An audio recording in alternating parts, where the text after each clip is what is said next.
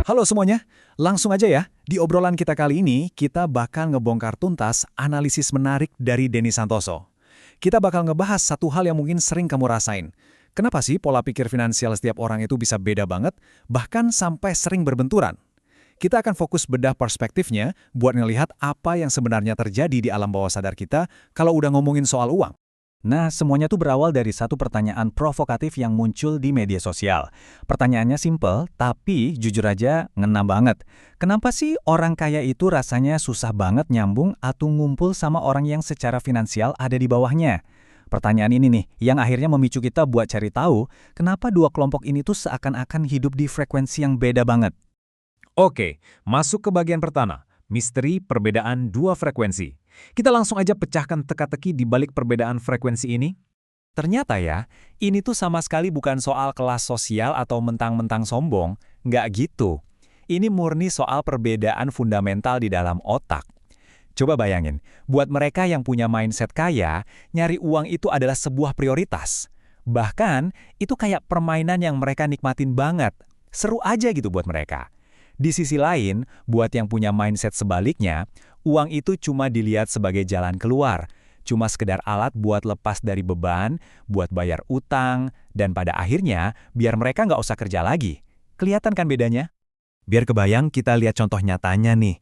Ada satu cerita menarik waktu Santoso lagi ngerenovasi kantornya. Dia merhatiin, para pekerja bangunannya itu nerima gaji di hari Sabtu.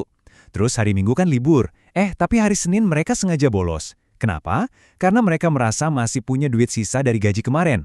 Mereka baru balik kerja lagi di hari Selasa, pas uangnya udah benar-benar habis.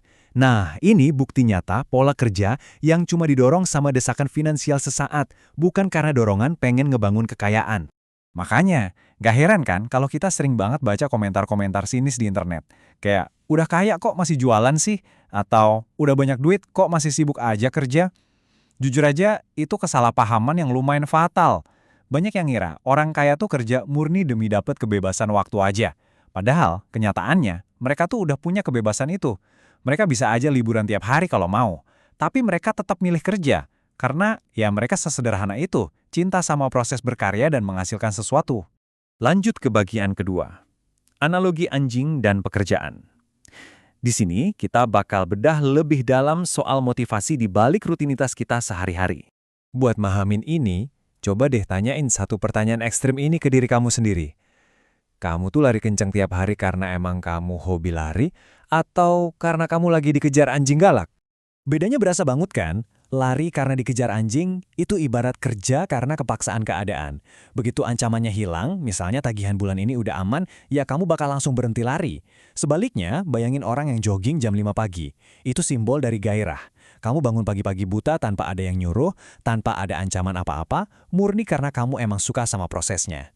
Jadi ini tuh bener-bener soal kerja karena tekanan versus kerja karena passion. Terus prakteknya di dunia nyata tuh gimana? Sering banget kita lihat alur hidup yang kayak gini. Lulus sekolah, masuk kuliah, lulus, terus sibuk nyari kerja. Dan kalau ditolak, ya ujung-ujungnya nganggur. Nah, orang-orang yang punya mindset lari dari anjing tadi, biasanya bakal gampang nyerah dan diem aja gitu pas mentok di situasi ini. Nah, perhatiin angka 3 ini. Ini indikator yang penting banget. Kalau ada orang ditolak kerja, terus dia milih buat nganggur gitu aja selama 3 bulan penuh, tanpa usaha nyari alternatif penghasilan lain, wah, itu sinyal kuat. Menurut Santoso, itu nunjukin kalau internal value atau nilai yang mereka kasih ke uang itu sebenarnya sangat rendah. Logikanya gini, kalau uang itu beneran prioritas buat dia, otaknya nggak bakal ngebiarin tubuhnya diam nganggur berbulan-bulan. Pasti ada aja yang dilakukan. Sebaliknya nih, coba perhatiin orang-orang yang naruh prioritas tinggi soal uang. Kalau mereka lagi nganggur, mereka nggak bakal betah diem. Pasti ada aja idenya. Mereka bakal proaktif, nyamperin temen buat nyari barang dagangan, ikutan MLM, bikin bisnis arisan, atau literally jualan apa aja yang bisa jadi duit. Dan mereka ngelakuin ini tuh secara natural aja. Soalnya mereka emang enjoy sama aktivitas making money itu. Pada akhirnya, semuanya tuh balik lagi ke satu definisi penting ini. Yang namanya nilai atau value sejati kamu itu bukan sekedar apa yang keluar dari mulut. Bukan. Value sejati itu kelihatan dari kemana sih kamu secara konsisten dan dengan sukarela ngabisin waktu, uang, dan energi kamu. Terutama pas kamu lagi nggak dalam kondisi kepepet. Itu dia value asli kamu. Oke, sekarang kita masuk ke bagian ketiga, akar psikologis nilai uang. Dari mana sih sebenarnya semua keyakinan ini berasal? Kalau nilai-nilai tadi yang ngebentuk realitas kita, pertanyaannya, dari mana datangnya? Kan gak ada ceritanya bayi lahir langsung ngerti soal duit, ya kan? Pemrograman ini tuh terjadi dari kita kecil. Bisa dari trauma masa lalu, kayak ngelihat orang tua sering berantem sampai cerai gara-gara uang, terus budaya keluarga yang anggap ngomongin duit itu tabu, atau bahkan tontonan sinetron yang selalu nampilin orang kaya itu sebagai tokoh jahat yang serakah, ditambah berita di TV yang tiap hari isinya cuma kasus korupsi. Nah, serangkaian paparan negatif tadi itu, tanpa kita sadari, pelan-pelan nanam keyakinan yang dalam dan merusak di alam bawah sadar kita. Kita jadi mikir, uang itu menghancurkan keluarga, uang bikin orang jadi sombong, dan intinya uang itu adalah sumber kejahatan. Keyakinan beracun inilah yang bikin seseorang secara psikologis selalu nolak atau ngejauhin uang dari hidupnya, tanpa mereka sadari. Coba deh, lihat gimana racun keyakinan ini bekerja di kehidupan nyata. Orang dengan nilai uang yang rendah bakal rela ngelepas proyek yang nguntungin banget cuma demi bisa nongkrong. Kenapa? Karena mereka takut dikatain sombong sama teman-temannya. Buat mereka, validasi pertemanan itu letaknya jauh di atas nilai uang. Beda cerita sama orang yang nilai uangnya tinggi. Mereka bakal sikat aja peluang langka itu, nggak peduli dikomplain teman, karena mereka tahu persis apa yang jadi prioritas hidup mereka. Nah, ini ngebawa kita ke konsep paling utama dari semua bahasan kita. Core Money Value, alias nilai inti uang. Anggap aja ini tuh kayak sistem operasi atau OS di dalam otak bawah sadar kita. Core money value inilah yang nentuin apakah aktivitas nyari duit itu diprioritasin sebagai hal yang penting dan positif atau malah kamu anggap sebagai beban keserakahan yang negatif. Terakhir, kita masuk ke bagian keempat. Uang sebagai alat perluasan. Ingat ya, uang itu alat perluasan, bukan pengganti. Sekarang pertanyaannya, gimana dong kita nyikapin ini? Banyak banget orang yang nyangkut di dilema moral klasik ini. Sebenarnya, uang itu lebih penting dari agama atau keluarga nggak sih? Jujur, ada ketakutan di bawah sadar kalau kita mentingin uang, berarti otomatis kita lagi ngelepas agama atau ngelantarin orang-orang yang kita sayang. Disinilah kita butuh banget yang namanya pergeseran sudut pandang. Secara radikal, kesalahan paling fatal itu adalah menganggap uang sebagai pengganti agama atau keluarga. Padahal, kekayaan itu harusnya dilihat sebagai alat buat memperluas nilai-nilai itu. Duit itu bukan musuh dari kebaikan, teman-teman.